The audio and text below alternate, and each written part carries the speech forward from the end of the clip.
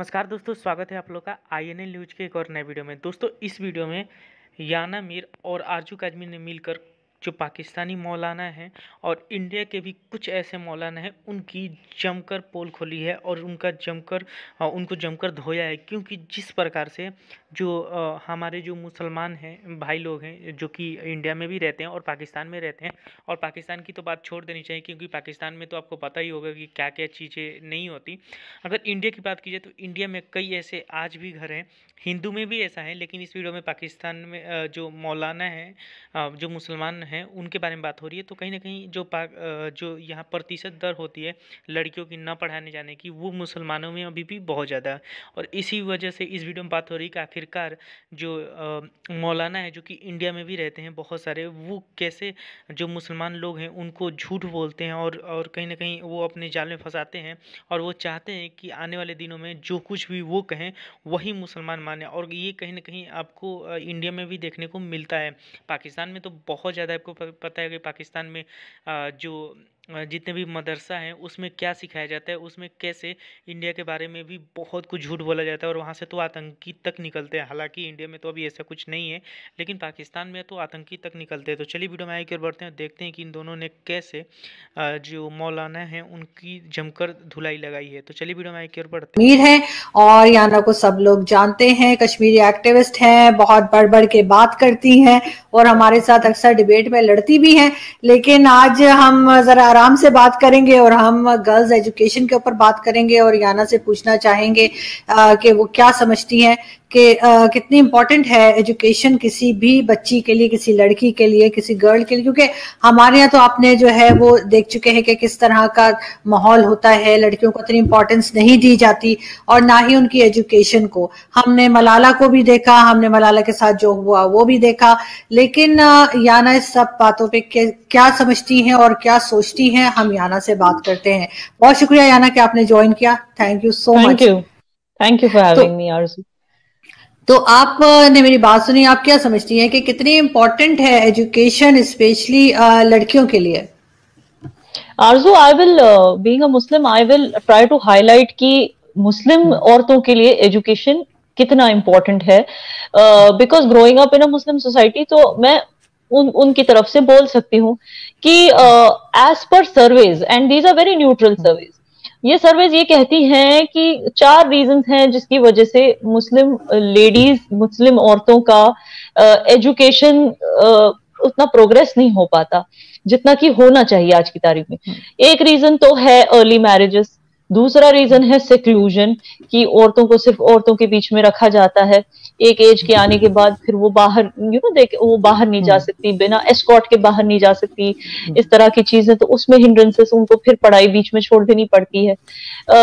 इसके अलावा the compulsion of doing religious studies, वो रिलीजियस स्टडीज के कंपल्शन के चक्कर में क्या होता है कि फिर वो जो मॉडर्न एजुकेशन है वो हासिल नहीं कर पाती हैं, क्योंकि उन पे रिलीजियस एजुकेशन कंप्लीट करने का प्रेशर होता है। तो ये कुछ रीजंस हैं जिसकी वजह से मुस्लिम वुमेन मतलब पीछे रह गई एज कम्पेयर टू बॉयज। और जहां भी मतलब ऐसी फैमिलीज होती हैं जहां पे मोर देन 1 चाइल्ड, जो हमारे माशाल्लाह मोस्ट मुस्लिम फैमिलीज में देयर आर मेनी चिल्ड्रन, तो उसमें क्या होता है कि फिर फैमिलीज की आमदनी कम होती है।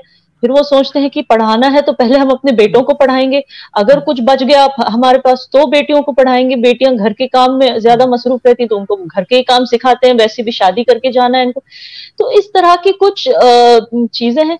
ये अनडाउटेडली दूसरी इंडियन कम्युनिटीज में भी ये होता है, बट वो आगे बढ़ रही है। मुस्लिम वुमेन्स कम्युनिटी थोड़ी सी पीछे है, बिकॉज अभी तक उन्होंने ये सोशल इश्यूज को टैकल नहीं कर पाया। आपने मलाला का एग्जाम्पल दिया, वहां भी वही चीज थी। वो ऐसी सोसाइटी से निकली थी जहां पे औरतों को हमेशा दूसरा दर्जा दिया जाता, मतलब कि एक डिफाइंड रोल नहीं है औरतों का except for home makers in the Muslim society. और ये एक बहुत ही हिपोक्रिटिकल चीज है which we are living. It's a hypocrisy which we are living as Muslim, because Islam में तो औरतों को पढ़ाना लिखाना, उन्हें इंडिपेंडेंट बनाना, अपने पैरों पे खड़ा करना, दिस वॉज मतलब suppose to be compulsory. It is कहीं पे भी ऐसे नहीं लिखा है कि औरतें तुम्हारे बेटों से पीछे है। कहते हैं कि डॉटर इज नॉट अटेंशन, वो एक इंग्लिश सेइंग भी है, daughter is not attention, she is equal to 10 sons. तो ये चीजें हैं कि जो इस्लाम का आड़ लेके अपनी बेटियों को पीछे रिग्रेस कर रहे हैं, उन्हें ये पता होना चाहिए कि Islam is in fact a liberated religion, which Aisha बीबी खुद एक एग्जाम्पल है फॉर विमेन, मुस्लिम विमेन। तो ये इस तरह की चीजें नहीं होनी चाहिए, बट अनफॉर्चुनेटली होती हैं। आप जैसे खुद भी फील्ड में काम करती हैं याना, तो आपको क्या लगता है कि एक तो यही कि एजुकेशन तो जाहिर इम्पोर्टेंट है ही, लेकिन एज अ मुस्लिम फीमेल आपको क्या लगता है कि आगे बढ़ने के आपको चांसेस मिलते हैं? या जैसे हमारे यहाँ होता है कि जी औरत की तो गवाही भी जो है वो हमारे यहाँ आपको पता है कि नहीं मानी जाती, हर जगह मेल डोमिनेटिंग सोसाइटी है, गवाही भी मर्द की ही चलती है। फिर कौन से ऐसे टॉपिक्स हैं, सब्जेक्ट में ये बात नहीं कर रही कि डॉक्टर, इंजीनियर या पायलट बनने की, बहुत से ऐसे टॉपिक्स होते हैं जिसमें कहा जाता है कि नहीं नहीं आप तो लड़की हैं या आप तो फीमेल हैं, आप चुप रहे हैं, आप पीछे रहे। तो आपको लगता है कि उन सब चीजों के ऊपर भी बात करनी चाहिए, फीमेल्स को आगे बढ़ना चाहिए, और उसमें ऑफ कोर्स एजुकेशन जो है वो सबसे इम्पोर्टेंट फैक्टर है? Of course, see there are education, सिर्फ यही नहीं होता साइंस मैथ्स, ओके, एजुकेशन में बहुत सारी और भी चीजें आती हैं। आजकल के एजुकेशन में आता है मार्शल आर्ट्स फॉर एग्जाम्पल। तो मैं, आपने कहा मैं मेरी फील्ड में, यस, मैं अपने फील्ड में, मैं I had gone to a remote village in Kashmir, Kichama नाम है उस रिमोट विलेज का। तो वहां पे क्या है कि हमारी आर्मी ने सेल्फ डिफेंस क्लासेस शुरू की थी लेडीज के लिए। उन्होंने बाहर से, कहीं से, दिल्ली से एक इंस्ट्रक्टर को बुलाया था, and he was taking self defence classes.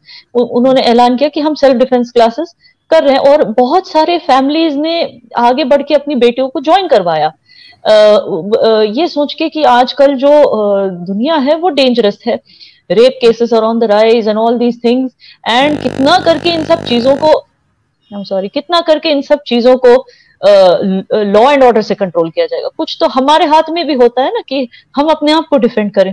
तो बहुत सारे पेरेंट्स ने राजी खुशी अपनी बच्चियों को एनरोल किया, लेकिन अनफॉर्चुनेटली जब मैंने उन बच्चों का, मैं उस क्लासेस में गई, मैं उस गांव में गई और क्लासेस मैंने बाकायदा जाके देखा अपनी आंखों से, एंड बच्चियां तो बहुत एक्साइटेड थी when they were practising and all that. फिर मुझे कोने में आके कहती हैं, दीदी आपको, यू हैव नो आइडिया हमें कितना सुनना पड़ता है, हमारे पेरेंट्स ने तो अलाउ कर दिया, हमें एनरोल भी कर दिया, लेकिन जब हम अपने घर से निकल के क्लासेस तक आते हैं तो दूसरे आदमी जो होते हैं, जो रास्ते पे बैठे होते हैं, कुछ बुजुर्ग भी, कुछ यंग लड़के भी हमें टीज करते हैं, कुछ हमारे खुद के अंकल्स हमें बोलते हैं कि नाम बदनाम कर रही है फैमिली का, ये कोई चीज है सीखने की, ये लड़कियां थोड़ी ना सीखती हैं। क्यों नहीं, वो भी तो एक तरह का एजुकेशन है, अपने आप को डिफेंड करना एक औरत के लिए, it is a very important thing. उसमें गलत क्या है, what is wrong with it?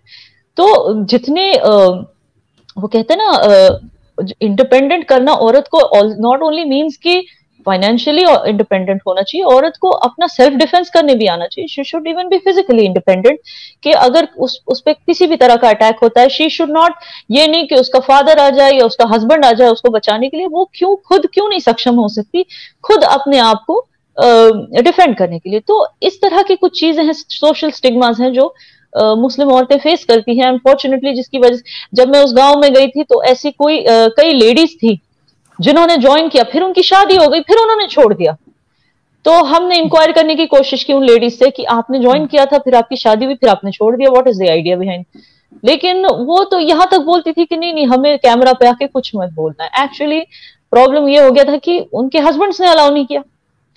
तो यू सी, अनफॉर्चुनेटली क्या होता है कि लेडीज इतना सारा इंपॉर्टेंस शादी को देती हैं कि वो education, self defence, self independence, self reliance, इन सब चीजों पे ध्यान नहीं देती।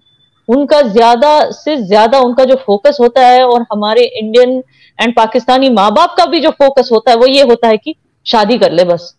उनका मेन, जब बेटी पैदा हुई मतलब वो पहले ये सोचने लगते हैं कि चलो इसकी शादी के लिए हमें इतनी बचत करनी है, इतना बचा के रखना है, till the time she is 20-21 हमें इतनी बचत होनी चाहिए, फिर इसकी शादी करनी है।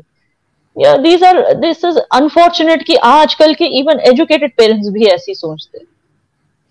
लेकिन याना ये सारी की सारी जो इज्जत क्या कही जाती है खानदान की, वो सिर्फ बेटी ही लेके क्यों चलती है?